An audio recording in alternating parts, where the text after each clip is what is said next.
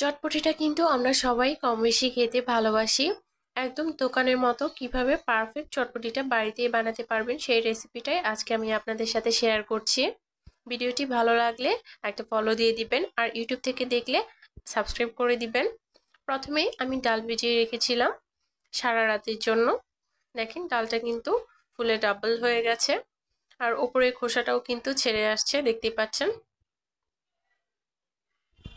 ডালটা এখন খুব ভালোভাবে সিদ্ধ করে নিতে হবে, আর তার সাথে আমি কয়েক টুকরা আলু দিয়ে দিলাম। আলুটাও কিন্তু চটপটিতে দেওয়া হয়। আলু আর ডালটা আমি সিদ্ধ দিতে বসিয়ে দিয়েছি, আর হালকা একটু কালার আনার জন্য আমি দিয়ে দিলাম হলুদ গুঁড়ো। খুবই সামান্য পরিমাণে হলুদ গুঁড়ো দিয়েছি। টক বানানোর জন্য আমি তেঁতুলটা ভিজিয়ে রাখলাম। তেঁতুলটা কিন্তু কিছুক্ষণ আগে ভিজিয়ে রাখতে হবে।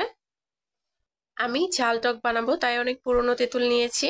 আর এইদিকে কিন্তু আমি আলুগুলো উঠিয়ে নিয়েছি। ডালটা সিদ্ধ হতে কিন্তু বেশ অনেকক্ষণ সময় লাগে, আলুগুলো কিন্তু আমার আগেই সিদ্ধ হয়ে গেছে। আর এদিকে আমি টকটা রেডি করছি। কিছুক্ষণ ভিজিয়ে রাখার পর আমি এইভাবে কিন্তু আটিগুলো ফেলে দিচ্ছি।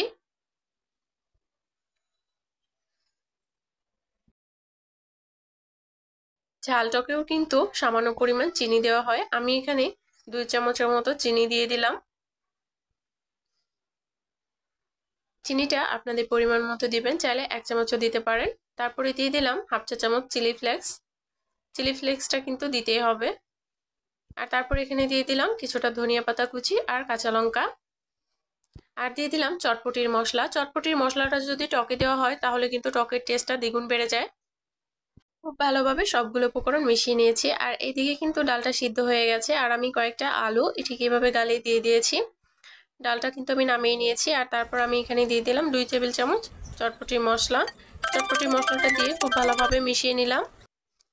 তারপরে এখানে দিয়ে দিলাম কিছুটা টক। টকটা কিন্তু আপনাদের পরিমাণ মতো দিবেন। অনেকেই কিন্তু টক খেতে পছন্দ করে না, সেই ক্ষেত্রে টকটা কম দিতে পারেন। তারপর আমি এখানে দিয়ে দিলাম পেঁয়াজ কুচি, দিয়ে দিলাম বোম্বাই মরিচ, আর দিয়ে দিলাম কাঁচা লঙ্কা, দিয়ে দিলাম কিছুটা ধনিয়া পাতা। আবারও খুব ভালোভাবে আমি মিশিয়ে নিচ্ছি। আর এর ওপর দিয়ে আমি কিছুটা ডিম গ্রেট করে দিলাম। ডিমটা দিলে কিন্তু চটপটিটা খেতে ভীষণ ভালো লাগে। উপর দিয়ে আমি আরো কিছুটা পেঁয়াজ কুচি দিয়ে দিলাম, আর দিয়ে দিলাম ধনিয়া পাতা কুচি। আর উপর দিয়ে আমি আরো কিছুটা টকও দিয়ে দিলাম, আর দিয়ে দিলাম বিট লবণ। আমি কিন্তু চটপটিতে বিট লবণটাই দিয়েছি। আপনারা চাইলে এমনি লবণও দিতে পারেন, কিন্তু বিট লবণটা দিলে কিন্তু টেস্টটা অনেক ভালো আসে। উপর দিয়ে দিয়ে দিলাম কিছুটা চটপটির মশলা, আর তার উপরে দিয়ে দিলাম ফুচকা। এই ফুচকাগুলো কিন্তু আমি দোকান থেকে প্যাকেটের গুলো কিনেছি, বাড়িতে ভেজেছি। দেখেন কতটা সুন্দর হয়েছে। আর এই তো আমার চটপটি কিন্তু একদমই রেডি। কেমন লেগেছে ভিডিওটা অবশ্যই কমেন্ট করে জানাবেন। খুব সহজেই কিন্তু এভাবে বাড়িতে বানিয়ে নিতে পারেন চটপটি।